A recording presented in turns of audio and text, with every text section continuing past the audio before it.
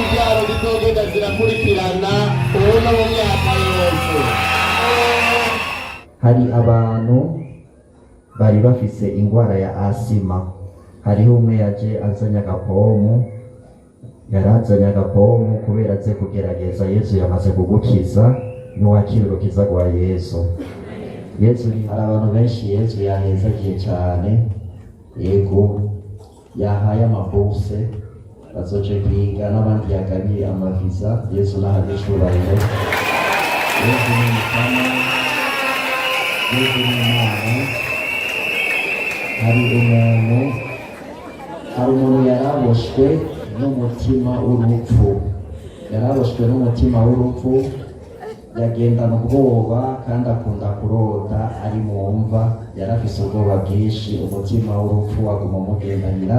Yesu yasambuye urwo ruhome, uno munsi ururitegereza kubera uwagutera ubwoba Yesu yamaze kurangiza ivyiwe. Yesu ni umukama. Hari n'undi muvukanyi yategwa cane n'abarozi. Mvuze umuvukanyi mwumve benshi bategwa n'imitima mibi y'abarozi. Yesu no munsi yayishwiragije, yayisambuye kandi bigisubira kubakurikira. Kristo je nibaza ko ata n'umwe atiyumvise. Abiyumvise mwese kiriza turaba.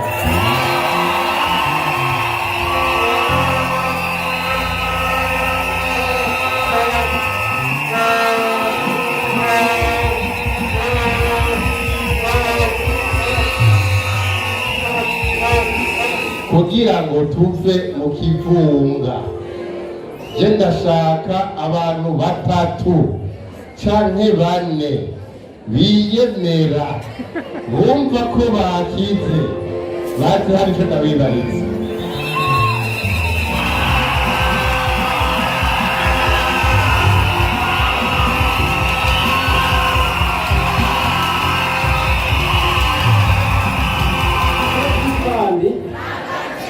Nacho nitwa Nizungurimana Rodrigue, narifise ikibazo ca asima. Ubu nyene mu kanya numvise ngira nari ntanguye kuja muri krizi, niho numva rero biheze vyose. Naragize shoke y'umugongo, igihe twatangura kuninahaza nafata umugongo, ndafata no ku mutima. Ikimenyetso narifise cahwanye n'imiti nariye umunsi wa mbere mva muri Rwakarede kwipimisha.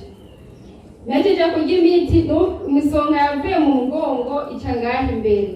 Muri uwo mwanya imisonga yaciye ngaha imbere, hahenze umwanya mutonyi numva biraheze. Nukuri reka ngeze ngaha.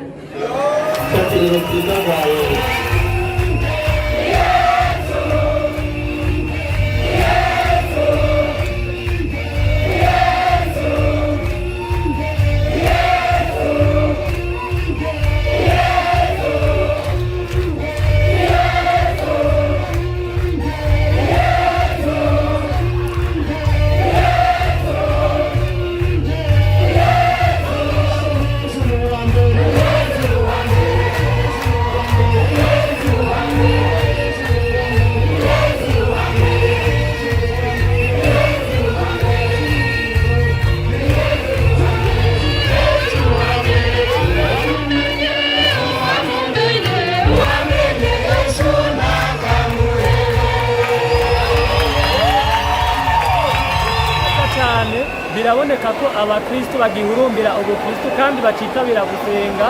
Kumbure hariho amakoraniro menshi duhora dukunda ateraniramwo abantu nko ku mipira canke mu masinema atandukanye, ariko ntaho nari bwabone abakristo nk'aba bashobora guteramira igisabisho, bagaheba umwanya wabo, bagaheba ibikorwa byabo, bagaheba amarigara bari kuba barimwo canke ayandi maporogaramu kugira ngo baze guteramana na Yesu.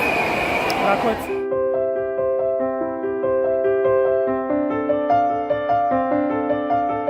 Bakunzi ba Action Vibe TV, iteka ryawe, iteka ryanje, iteka ryacu, ukwemera kuvyara ubuzima. Mwaramutse canke mwiriwe bivanye naho muherere. Nk'uko twari twabibemereye, Action Vibe TV ikaba yarakurikiranye igisabisho ca Yeriko c'imisi indwi muri paruwase Mukiza Mweranda yo mu Nyakabiga. Kuri uyu wa gatanu igenekerezo rya 31 Nzero umwaka wa 2026 akaba ariho hasozerwa ico gisabisho c'imisi indwi. Ucivugo ngo umukama azokwamara umwami w'Imana yawe uko imvyaro zizogenda zirakurikirana, dusanga mw'Izaburi 146 akarongo k'icumi. Yezu koko yariyerekanye, ibitangaza birakoreka. Ingwara zitandukanye, asma, diabete, trombose, amaso, pararizi, eka n'izindi zitandukanye, ingwara z'umutima n'iz'umubiri, akaba Yezu yarakijije abantu benshi batari bake nk'uko muza kubikurikirana mwa kino kiganiro. Kubwa Axia Vibe TV inyuma ya kamera mukaba muri kumwe na Olivier Ntwari, nkaba ndabahaye ikaze muri kino kiganiro. Sangwa intsinzi y'umukama. Amen. Mwese mukama wacu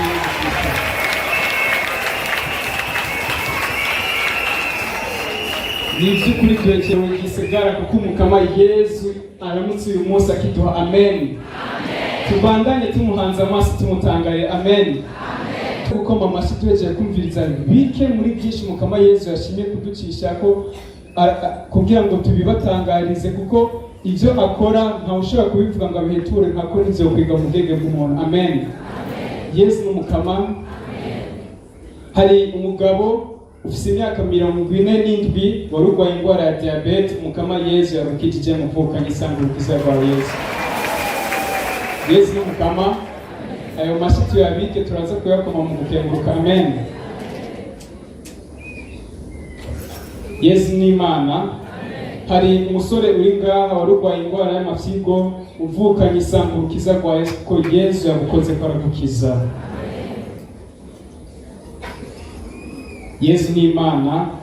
Hari umugore amatrope yawe yari yarazivye, umukama Yesu yayazibuye kandi ugiye kwibungega ubuzima. Yesu ni Imana. Hari umuntu wari ufise hypertrophy y'umutima, umukama Yesu yagukijije. Yesu ni Imana. Yesu n'umukama. Yesu agira neza. Gira kandi umugenzi wawe Yesu aragukunda. Sangurukiza kwa Yesu. Yesu nakagicubahiro. Hari umuntu yaragwaye amaso yambara n'amarori. Amarori yiwe yari yononekaye, akamote kamwe kari kacize karamera nabi, yariko aribaza hazokura yandi. Yesu yagukijije amaso yawe, irakerekeza kwa Yesu. Yesu n'umukama. Yesu yagendeye abantu benshi bari bafise ingwara, bari paralize ugutandukanye. Yesu yabagendeye benshi abakiza, arabaha ubukomezi. Muri bo hari uwarasanzwe afise ukuboko kwari kwabuze inguvu, kiriza wereke Yesu yamaze kugukiza. Musangurukiza kwa Yesu. Yesu ni Imana.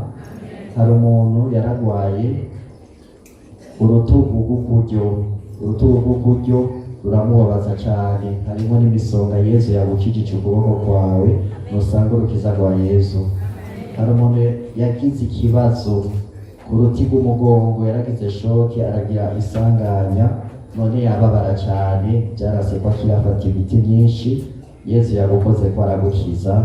Ntiwakirukiza kwa Yesu. Yesu yagendeye abantu benshi bari bagwaye mu mihogo, abakora ko abakiza. Nimusangurukiza kwa Yesu. Yesu ni Imana. Hari umuntu yameneka cyane umutwe, yameneka umutwe udahera.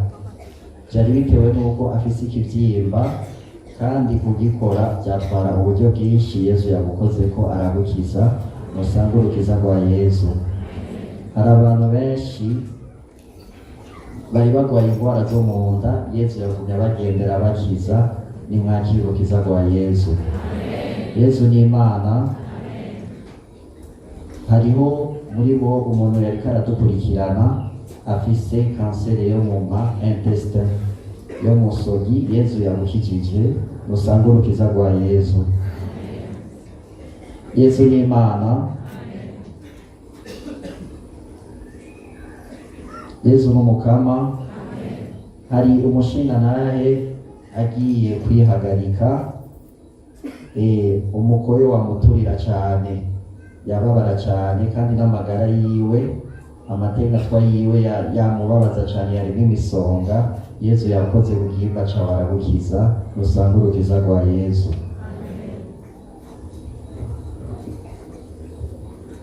Yesu n'umukama. Hari umuntu wari urwaye indwara y'amagufa, amagufa yawe yavunguka kandi ukababara cyane ukiyaga. Umukama Yesu yagukijije ubwo bubabare, aragukiza no kuvunguka kw'amagufa yawe. Yesu ni Imana. Yesu ni rukundo. Hari urugo mumaze imyaka 7 mutumvikana hagati yanyu, umukama Yesu yasanga uwo mutima mubi w'urwango, arabaha n'inema yo gusubiza hamwe, aranagura n'urukundo rwanyu. Yesu n'umukama. Hari umugore wari ufite ikibazo cyo gukunda gukama amaraso, umukama Yesu yagukijije. Yesu ni Imana. Hari abantu benshi muri mwebwe mwagenda ariko atabuzima mugira, umukama Yesu yabazuye, arabaha ubuzima. Yesu ni Imana. Hari umwana w'umukobwa ufite imyaka 13 warugwaye amaso, umukama Yesu yagukijije. Yesu ni Imana. Hari umuntu warugwaye indwara ya hepatite B, umukama Yesu yagukijije. Yesu ni Imana. Yesu ni umukama. Hari umuntu warugwaye ku ururimi rwawe rwakuboza cyane kandi rwari rubyimbye rumaze guhindura n'ibara ku ruko, umukama Yesu yagukijije.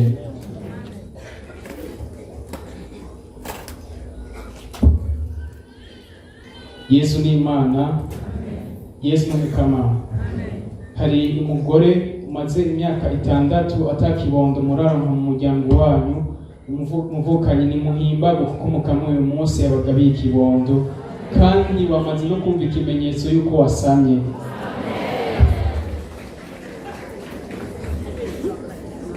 Yesu ni Imana. Hari umugore warugwaye uruti rw'umugongo, umukama Yesu yagukijije.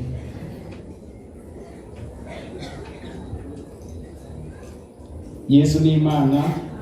Hari umuntu warugwaye umutima wawe, abaganga bakubwiye yuko udutsi dutwara amaraso mu mutima twazivye, tudakora neza, umukama yazibuye utwo dutsi, aragukiza.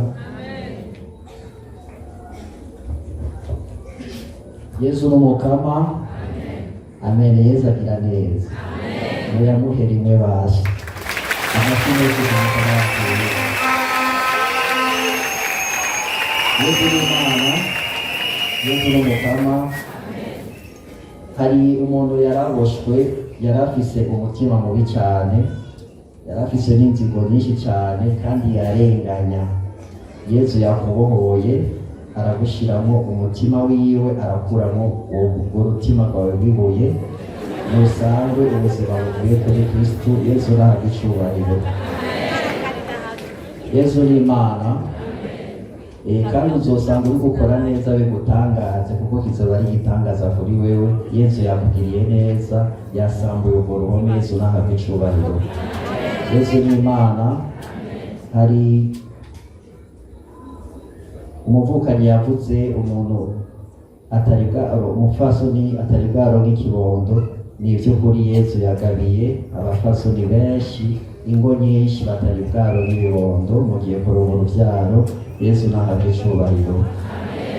Yesu n'umukama, kandi mucakire mu izina rya Yesu. Amen. Yesu nahabwa icyubahiro. Muri bo hari abo yabapeshirije imyaka, hariyo n'indi myaka itandukanye, ucakire mu izina rya Yesu. Nawe urimo. Yesu nahabwa icyubahiro. Hari umuntu yagize imvune ku jisho ry'ikirenge cy'ukuryo, cyamubabaza cyane, niyibuse nuko agwaye ukuguru yaguma akandagira. Yesu yamaze kugukiza iyo mvune yawe, ntibakire urukiza rwa Yesu. Yesu n'umukama. hari umuntu yarafise ikibazo c'amaraso atavura neza, yarafise trombose. Yesu yagukoze ko aragukiza, ni wakirukiza kwa Yesu. Yesu ni Imana, Yesu ni Umukama. Hari abantu bari bafise ingwara ya asima. Hariho umwe yaje azanye agapomu, yarazanye agapomu kubera aze kugerageza. Yesu yamaze kugukiza, ni wakirukiza kwa Yesu. Yesu ni Imana. Hari umuntu yatonekara ku ivi ry'ukuryo, Yesu yagukoze ko aragukiza iryo vi ryawe, nusanga urukiza kwa Yesu. Hari umuntu yarafise umusonga ku rubavu rw'ukubamfu rwamubabaza cyane, nusanga urukiza kwa Yesu yagukijije. Umuvukanyi yavuze umuntu yarafise ingwara ya hepatite, ndavyemeje mu izina rya Yesu. Yesu yagendeye abantu benshi bafise ingwara z'ibitigu, amahepatite arabakiza, nimushakire urukiza rwa Yesu. Yesu ni Imana, Yesu ni Umukama. Hari umuntu yarafise umukinya, yarafise hemorrhoide, Yesu yagukijije. Igihe wamusanganira waciye wumva umenga harakanye mu bwicariro, Yesu yariko aragukiza, ni wakire urukiza rwa Yesu. Yesu ni Imana. Hari umuntu yaragwaye umutsi uvana kw'itako ukamanukana ukuguru uciye amaji inyuma, yaragwaye nerf sciatique, yamubabaza cyane. Yesu yagukoze ko aragukiza, ni wakire urukiza rwa Yesu. Yesu ni Imana. Hari abantu benshi Yesu yahezagiye cyane, yego yahaye amabuse bazoje kwiga, n'abandi yagabiye amaviza. Yesu nahabwe icubahiro. Yesu ni Umukama, Yesu ni Imana. Hari umuntu yaraboshwe n'umutima w'urupfu, yaraboshwe n'umutima w'urupfu, yagendana ubwoba kandi akunda kurota ari mu mva, yarafise ubwoba bwinshi, umutima w'urupfu waguma umugendanira. Yesu yasambuye urwo ruhome, uno musi ururitegereza, kubera uwagutera ubwoba Yesu yamaze kurangiza ivyiwe. Yesu ni Umukama. Hari n'undi muvukanyi yategwa cane n'abarozi. Mvuze umuvukanyi mwumve benshi bategwa n'imitima mibi y'abarozi. Yesu no musi yayishwiragije, yayisambuye, kandi bigusubira kubakurikirana. Yesu ni Imana. Hari umuntu yarafise ijisho ry'ububamfu ryari infecté, ryari rifise uburwayi. Yesu yagukijije ijisho ryawe, waguma uva amarira, rivamwo amarira cane. Yesu yarigukijije, ni wakire urukiza rwa Yesu. Yesu ni Umukama. Umuvyeyi yarafise umwana muto, ntivyakunda ko atambuka, kandi imyaka yari yarageze, no kwicara biragora kenshi, akunda kuba aryamye. Yesu yasambuye icabuza uwo mwana guhaguruka no kuryama, agiye gutambuka mu izina rya Yesu. Yesu ni Umukama. Hari umuntu yaragwaye umushishito, umufashe akunda kuguma nihira. Yesu yagukijije, ni wakire urukiza rwa Yesu. Yesu ni Umukama. Hari umuntu yaragwaye ugutwi kumwe kububamfu kumva, ariko kuryo nikumva, ubu umviriza na kumwe. Yesu yamaze kukuzibura, ni wakire urukiza rwa Yesu.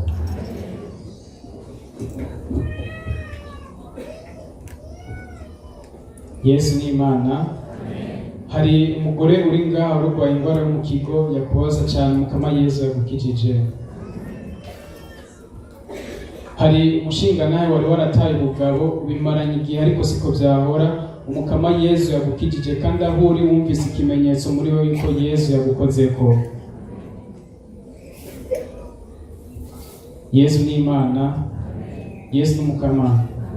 Ndashimangira nemeza icyo umuvukanyi yavuze. Hari umuntu yaragwaye ku jisho ry'ikirenge, kuguru k'ukuryo, Umukama Yesu yagukijije, umuvukanyi, sanga urukiza rwa Yesu. Yesu ni Imana. hari umuntu wasabiye umuryango wanyu ntimwumvikana mwama mu njyane zidahera, umukama Yesu yabohoye umuryango wanyu arabaha inema yo gusubiza hamwe.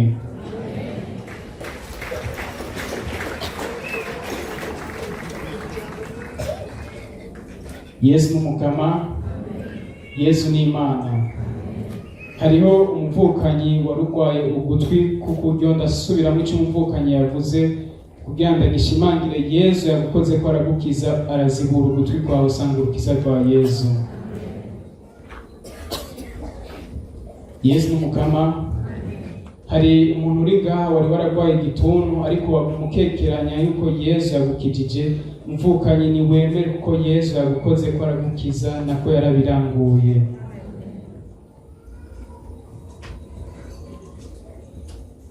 Yesu n'umukama. Hari umuntu wari warirukanywe ku kazi bitewe nuko bakudendereje bakwagiriza ibyo utakoze, umukama Yesu yumvise amaborogo y'igisabisho cyawe agiye kugusubiza mu kazi.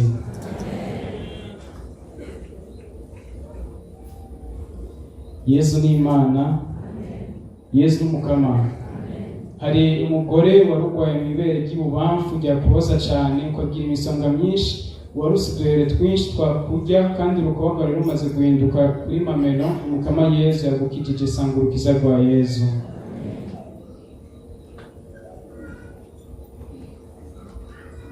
Yesu ni Imana, Yesu n'umukama. Hari umuntu uri kuradukurikirana ku buhinga ngurukanabumenyi, kunda wameze nk'ugira ubusha ariko ntiwahiye, byarizanye utazi icyo bivako.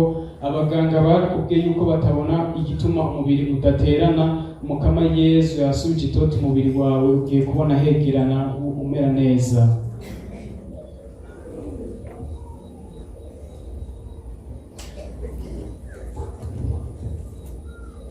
Yesu ni Imana. Tumubwire Yesu ndagukunda, Yesu ni Imana yanje, Yesu ni umukama wanje, mushemezwe mukama Yesu.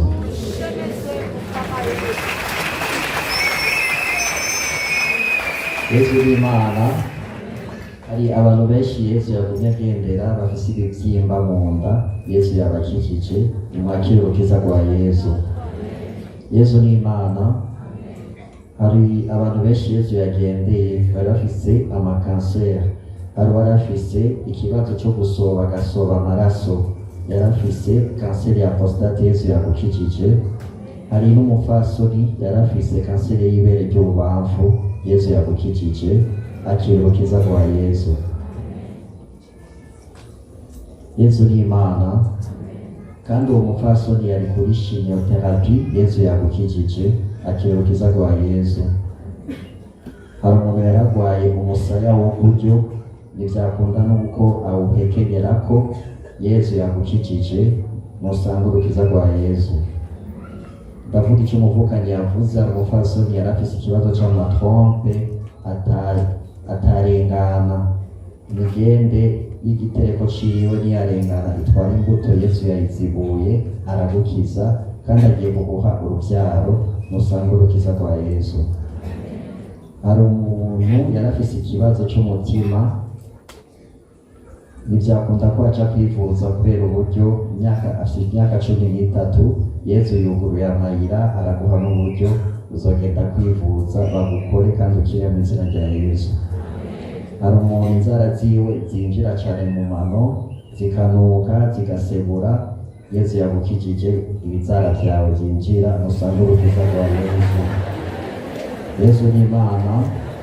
Hari umuntu yari afise amapalpitation, umutima wiwe wahindagira ugaterera mu gikiriza cyane, Yesu yagukoze ko aragukiza, musanga urukiza rwa Yesu.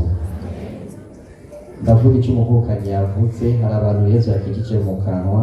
Hari umuntu yari afise agahere ku rurimi katanguye kuzamo igikomere, amaze kwivuza kenshi ntibikire, Yesu yagukijije, agiye kuma, hakire neza, asanga urukiza rwa Yesu.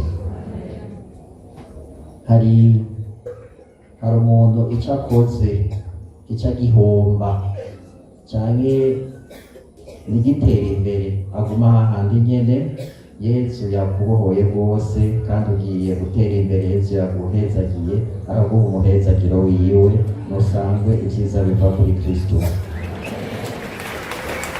Yesu ni Imana.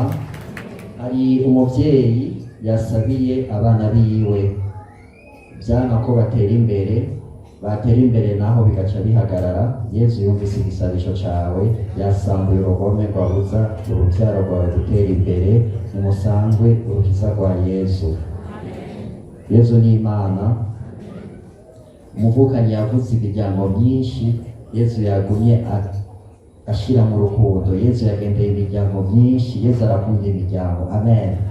Aguma yuzuzamo urukundo mu bavukanyi kandi abashiramo abavukanyi bitakunda ko bafashanya. Yesu yabahezagiye arasamura uruhome watuma badafashanya. Hari n'ingo senaka na inanaka bitakunda ko bavugana. Amen. Umugabo asanga afitiye umujinya umugore wiwe igihe kirekire, uno munsi muraza kuvugana neza. Umusasoni we yamusabye n'umunsi aragutwengera, usubize hamwe. Yesu n'ahabwe icubahiro. Yesu n'umukama. Yesu yagendeye abantu benshi bari bagwaye amaguru arabakiza. Nimwakire urukiza rwa Yesu. N'amakongera Yesu yakijije benshi bagwaye amavi. Murafukamira Yesu mumutambire kuko arakiza. Amen. Yesu ni Imana. Muri bo bagwaye amaguru Yesu yagumye akiza benshi. Abafise ikibazo c'imigende y'amaraso idatwara amaraso neza, yaguma afise ibiguru bivyivye, Yesu agiye kubivyimbura. Nimusange urukiza rwa Yesu.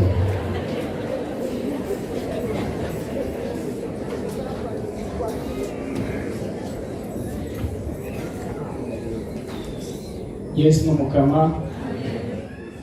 Hari urugo bitari bwakunde ko muronka ikibondo bitewe n'uko umugabo imbuto zawe ntizari zikomeye. Umukama Yesu yagukijije kandi arabahezagiye mugiye kuronka ikibondo.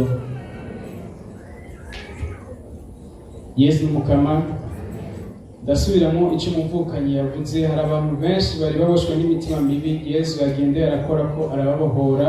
Muri bo harimo umugabo wari uboshwe n'imitima mibi, amahoro waronka mu muryango, nawe ubwawe wari waraburaniwe, ntibigera utora n'itiro kenshi mw'ijoro warara wicaye bitewe n'uko iyo mitima wunze ubumwe nayo ugira pacte mu kwambara igikomo cerekana yuko ari ikimenyetso yuko munzu ubumwe. Kandi kugira wimenye bari barakubwiye yuko uzoshikana inuma, bari mu gushikana inuma wishikanira iyo mitima. Umukama Yesu yakubohoye kuko wemeye kwigira inama yo gukura ico kimenyetso cerekana yuko wunze ubumwe n'iyo mitima mibi. Ico gikomo uragishikana ku basaseridoti bo bahawe ubukuru kugira ngo ushikire urukiza nyarwo, ko Yesu yagukoze ko arakubohora. Sanga urukiza rwa Yesu.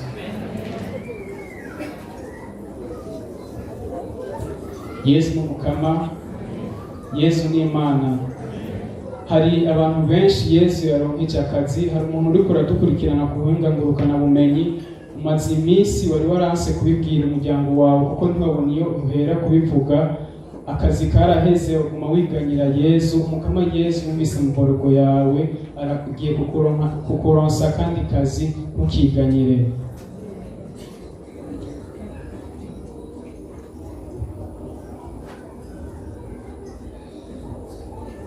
Yesu n'umukama. Yesu ni Imana. Hari umugabo ushobora kuba umusore umuvukanyi yamuvuze, ufite imyaka 29, warugwaye amaso yawe yakurya cyane, wivyiringira. Yavuze yuko amarori yari yaramenetse. Ni by'ukuri ndavyemeza. Umukama Yesu yakugenda aragukora ko aragukiza, ntigisubire kandi no kwambara amarori.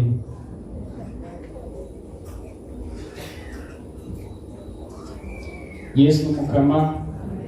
Yesu ni Imana. Hari umugore waruzuye akabonge kenshi cyane bitewe nuko ufise umwana wawe ari mu mahanga yagize isanganya, bituma bitagikunda yuko asubira kandi kuvuga. Bagumuririra Yesu. Umukama Yesu amugendera amukora ko aramukiza. Uza gusanga avuga nimwavugana.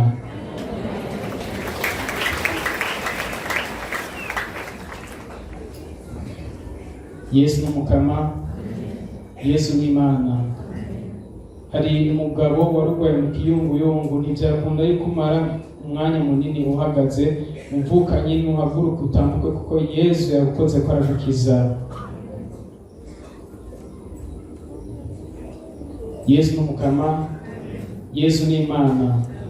Hari abantu benshi mukama Yesu yagendeye abagabira ukwemera, muri bo ndavuga uwo umvukanye yari yavuze, umugore warugwaye ukuboko ntibyakunda yuko kufunya cyangwa kugorora kuko kwari kahagise mukama Yesu yagukoze ko sanga urukiza rwa Yesu ko wemeye yuko Yesu ari muzima muri Ukaristiya.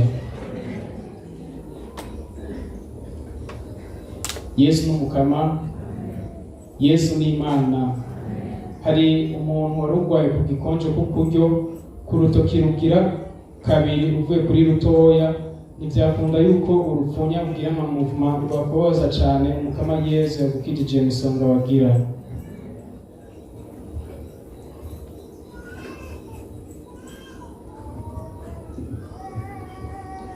Yesu n'Imana, Yesu n'umukama. Hari abantu benshi Yesu yagumye agenda barwaye amaso. Hari umuntu warugwaye ijisho ry'ibubamfu ryakobaza cyane, wari ufite imisonga mukama Yesu yagukijije. Yesu n'umukama, Yesu n'Imana. Hari umuntu warugwaye ihaha ry'ukuryo ryakobaza cyane, abaganga bakubwiye ko riko rirononekara, mukama Yesu yagukijije muvukanye, sanga urukiza rwa Yesu.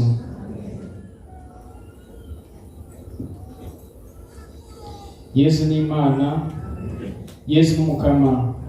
Hari umugore uri kuradukurikirana ku buhinga ngurukana bumenyi, umaze imyaka igera kuri 3 umugaye, abaganga barabuze ikibazo wagize mu maguru, ugira muri chaise roulante, umvukanye n'uhaguruka utambuka kuko Yesu yagukijije.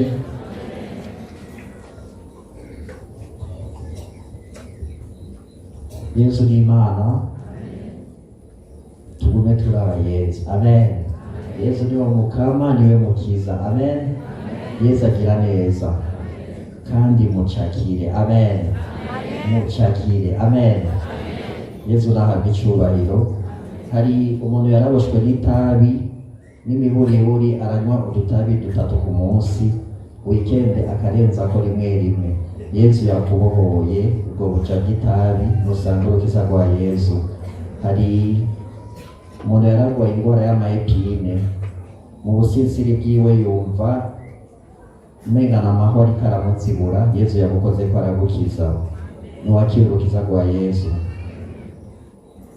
Yesu n'umukama. Hari abantu bari barwaye karibobo, ntibyakunda ko bagira akayabagu, bama bumva badashaka gufungura. Yesu yababohoye, niwakira urukiza rwa Yesu.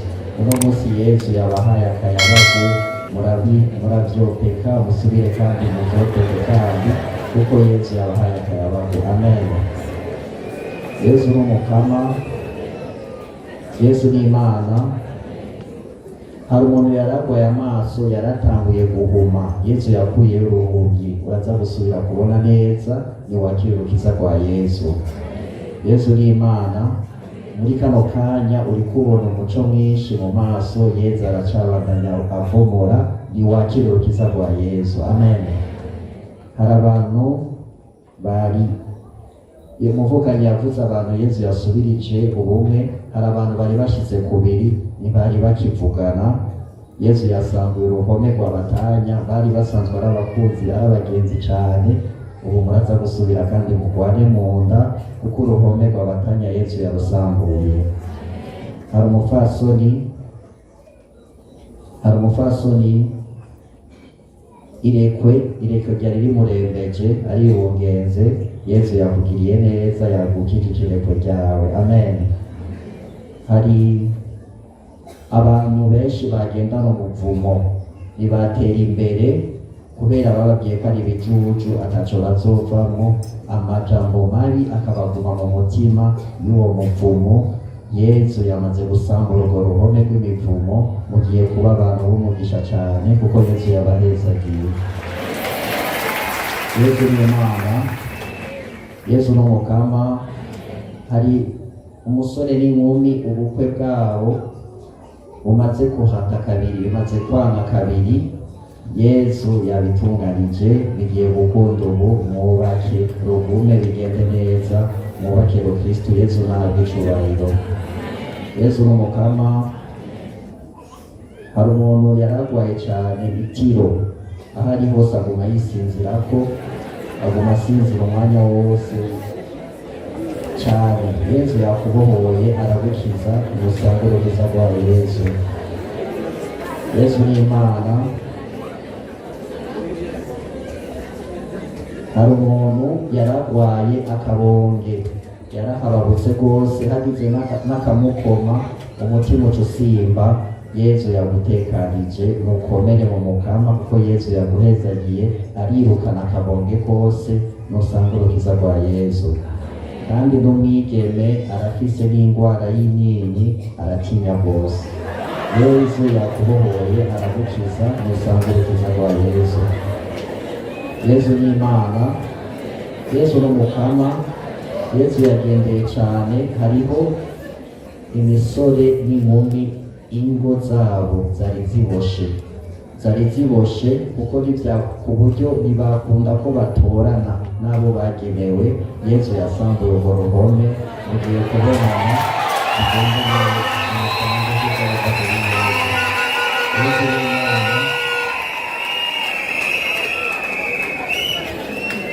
Yesu n'umukama. Hari Yesu yagendeye, yasambuye cyane uruhome rw'ubuhumbu cyane. Yesu nahabwe icubahiro. Muri bo hari abari baboshwe cyane no kwisambanya. No munsi Yesu urwo ruhome yarubyinuye, yarusambuye rwose. Yesu nahabwe icubahiro, mumushimire cyane. Yesu ni Imana. Yesu n'umukama. Umuvukanyi yagutse umuntu yaragwaye umushishito, umaze iminsi 3 kunywa amazi gusa atakimushira mu nda. Mukama Yesu yagukijije, sanga urukiza rwa Yesu. Yesu n'umukama. Hari Yesu n'umukama. Hari abantu bari, umuntu ari ngaha asanzwe aboshwe, yari mu bintu by'ubwijajazi, yaraboshwe na homosexualite. Umugenzi wiwe niyaje ngaha, uwo yita ko baba muri ubwo buja, ariko wowe uri ngaha Yesu yamaze kukubohora, nusanga urukiza rwa Yesu, kandi aho utahira umubwire uti byarangiye. Amen. Niwakire urukiza ruva kuri Yesu. Yesu agira neza. Yesu n'umukama. Mwumva Yesu abereye amashi.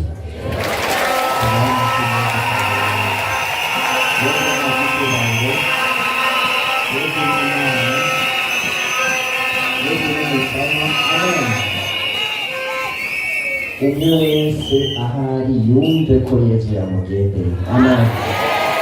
Umwe wese ahari yumve ko Yesu yamuhonye. Amen.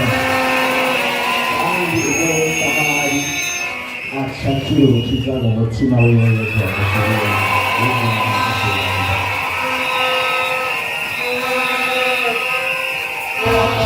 Imana yawe uko imbyaro zizogenda zirakurikirana ubona mu myaka yose.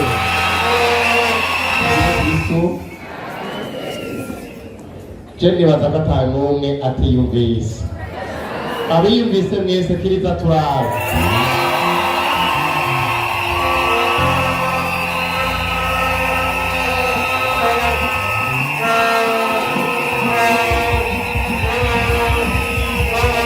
Kugira ngo tuve mu kivunga, je ndashaka abantu 3 canke 4 biyemera bumva ko bakize, bazi hari icyo ndabibariza.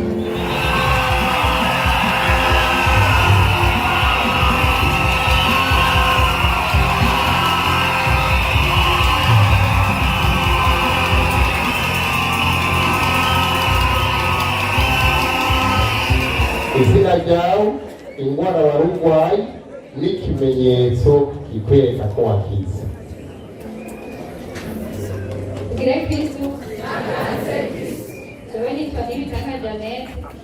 Indwara nari ndwaye, naragize shoke y'umugongo, igihe twatangura kuninahaza nafata umugongo ndafata no ku mutima, ikimenyetso narifise cyahwanye n'imiti nariye umunsi wa mbere mva muri Rwakarede kwipimisha. Najeje kurya imiti imisonga yavuye mu mugongo ica ngaha imbere. Muri uwo mwanya imisonga yaciye ngaha imbere, hahenze umwanya mutonyi numva biraheze. Iyindi ndwara ya kabiri narifise ikibazo cyo gusimba umutima. Bavuze ko ari umuvukanyi yasimba umutima cyane, nanjye nari ndabifise. Tukitangura kuninahaza kandi umutima wanje wari utekanye, mugabo nkumva mu mutima afise ishimwe, mugabo ntari bugaragaze cyane. Tugire Kristo nukuri reka ngisenga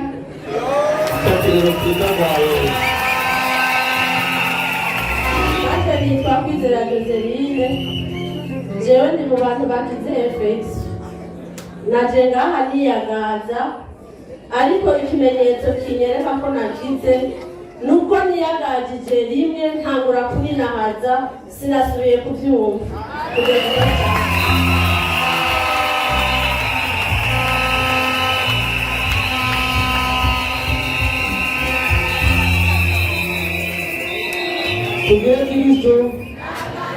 Tugire Kristo kandi naje nitwa Nizigiyimana Rodrigue, nkaba narifise ikibazo cya asima. Ubu nyene mu kanya numvise nari ntangiye kuja muri krize, niho numva rero biheze byose.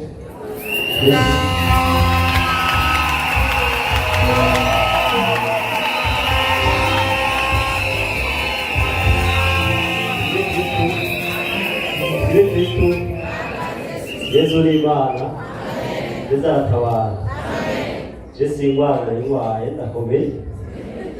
Bamusogera shingiri na Yesu Kristo uwo bavuze bahora bakora ikintu ntagire ikintu na kimwe cyabase ntagire gitera imbere. Je ndimo. Ivyo bageza mu mukama rero agera mu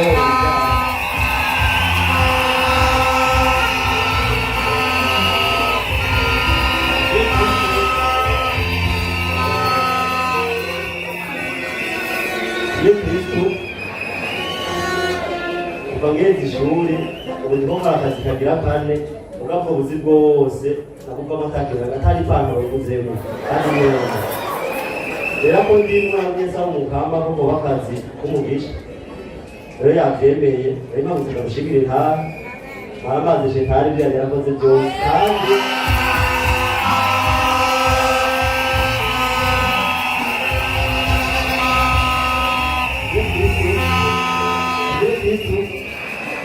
Nshobora prezo kandi bogenda bashimiye Yesu kuko 9 itariki 14 je bari bagite telefone hashobwe mu rubanza ugabiye telefone amubwira Yesu ya telefone razubiri kumuheza giro bari rasabye Imana kuzombera ikoresho kuri nazima rero kwigiye urabiye ndagirisha ko umuntu yayintwaye mugabo mu nyuma ko avuga ati duhezagira abatuvuga cyangwa kumusabi kamusenge amukura ku mivumo yose yanamushizeho Erejo telefone yanjye yasubiye kuyironka kandi ari inzira kandi ko abantu mubafashe dukengurukira Imana abo mukama duhezagire dutaha amahoro dushika amahoro kandi dusanga amahoro.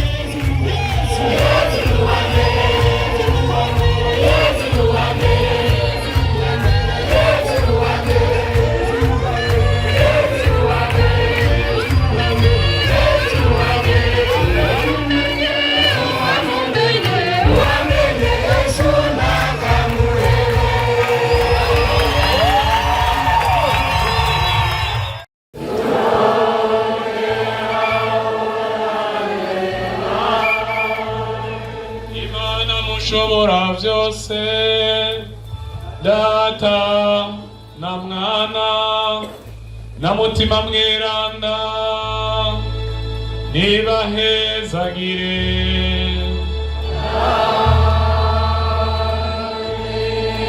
Dushemeze Umukama.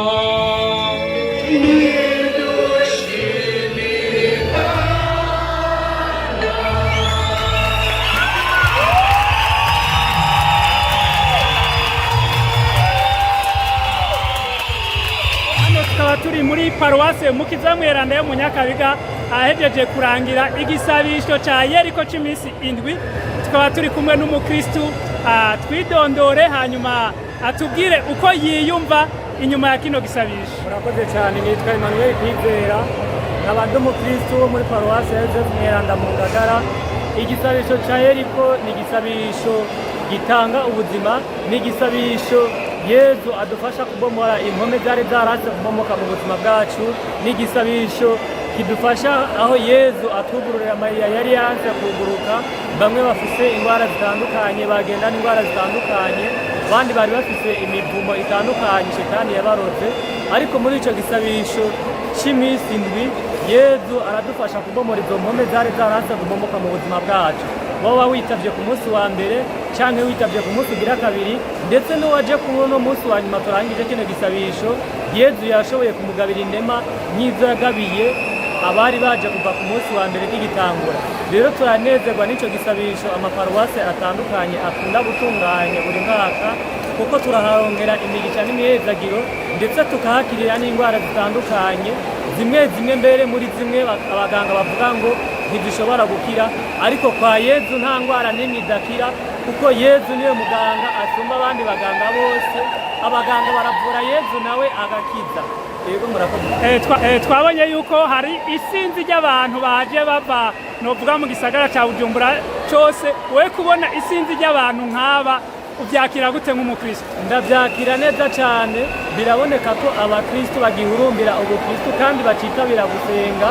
Kumbure hariho amakoraniro menshi duhora dukunda ateraniramwo abantu nko ku mipira canke mu masinema atandukanye, ariko ntaho nari bwabone abakristo nk'aba bashobora guteramira igisabisho, bagaheba umwanya wabo, bagaheba ibikorwa byabo, bagaheba amarigara bari kuba barimwo canke ayandi maporogaramu kugira ngo baze guteramana na Yesu. Murakoze. Nshuti namwe bagenzi bakunzi ba Action Vibe TV, teka ryawe, teka ryanje, teka ryacu, ukwemera kuvyara ubuzima. Mwavyiboneye yuko Yezu ko yakora kera n'ubu ariko agikora, uko yakiza kera n'ubu ariko akiza. Tukaba tuzogaruka ntahe zirambuye mu gihe paruwase ya Nyakabiga izotunganya igihe co gushinga intahe. Ndabakengurukire rero mwese mwakurikiranye bino bitangaza Yezu abandanya yikorera mu bana biwe. Aba wahimbawe n'ivyo Yezu akora, ntugende udafyonze kuri sabone canke subscribe, gusangiza kino kiganiro abandi kugira ngo babandanye bamenya Yezu Kristu. Olivier Ntwari nakibateguriye nkongera nkakibashikiriza abandi. Ndabakengurukiye, tukaba tuzosubira mu bindi biganiro vyo hanyuma. Gira iteka.